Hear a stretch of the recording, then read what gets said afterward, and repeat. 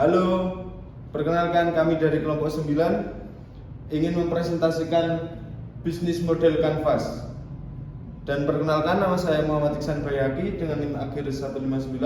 Saya Melita Nur Azara dengan NIM akhir 146. Saya Aris Listianto dengan NIM akhir 121. Oke, langsung saja di slide yang akan kami presentasikan.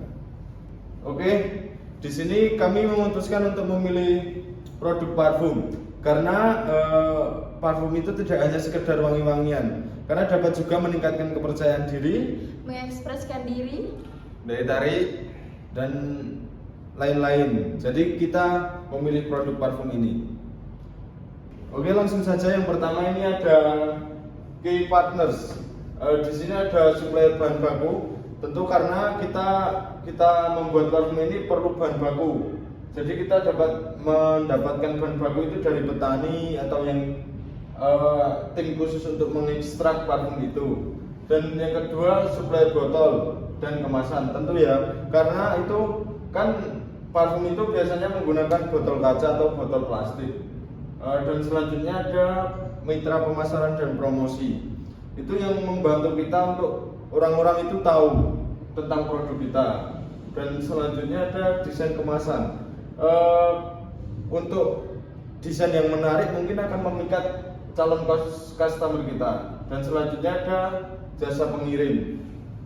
Jasa pengirim itu penting buat bisnis ini karena untuk menyebarluaskan parfum ini kita perlu jasa pengiriman.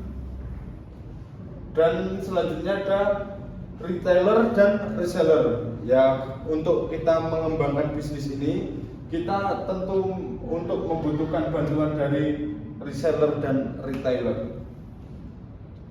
Oke, ini selanjutnya ada key activities.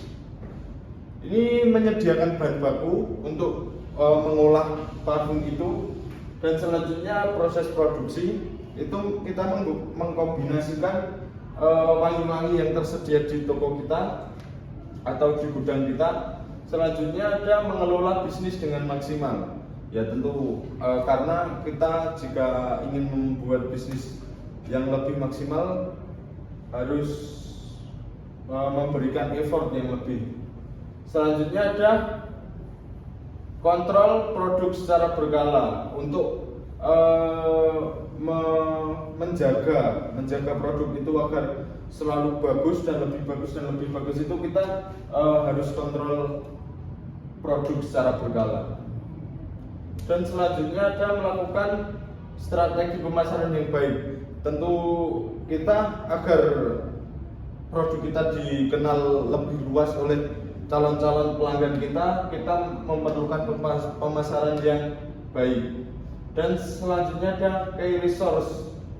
Ini yang pertama ada fasilitas produksi, dan selanjutnya ada tempat produksi. Kita menyediakan tempat untuk membuat produk-produk kita. Dan selanjutnya ada tim promosi dan pemasaran. Ini adalah sebuah tim atau sebuah organisasi yang membantu kita untuk memasarkan produk-produk kita.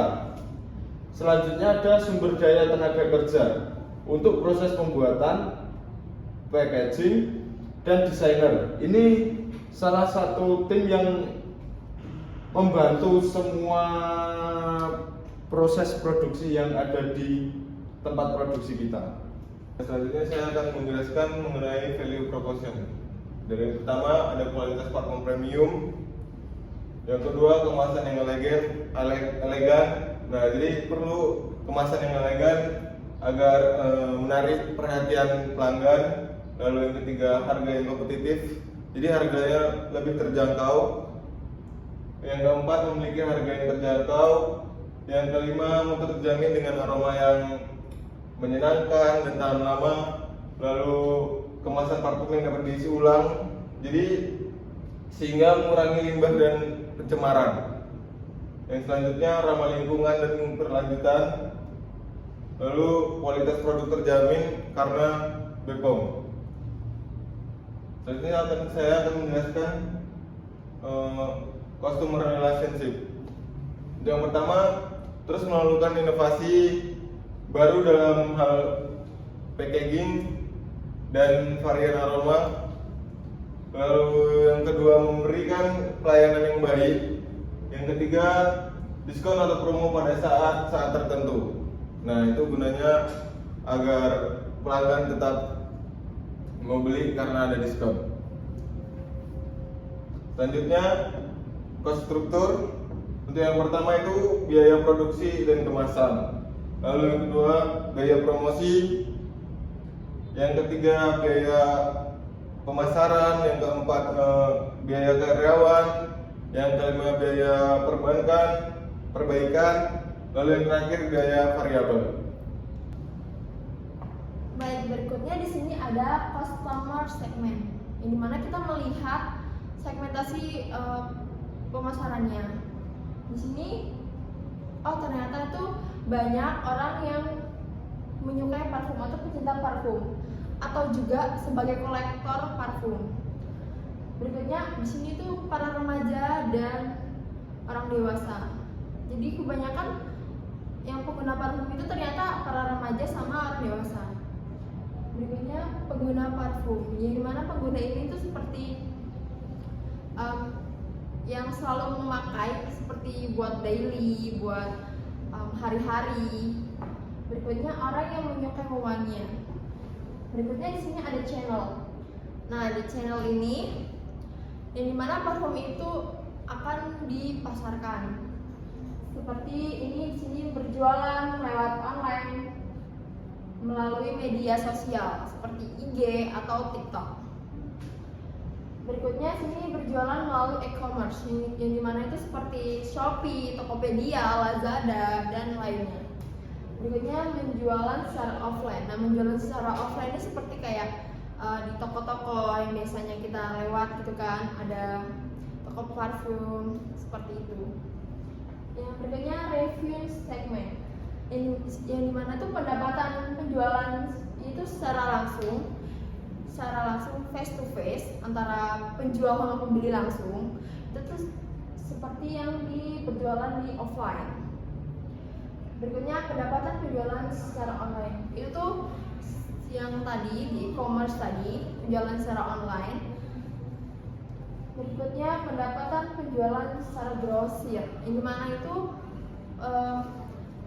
yaitu menjual secara banyak atau grosir. Oke, sekian presentasi dari kami. Kami kelompok 9 mengucapkan terima kasih karena sudah menonton sampai akhir. Wassalamualaikum warahmatullahi wabarakatuh. Waalaikumsalam warahmatullahi wabarakatuh.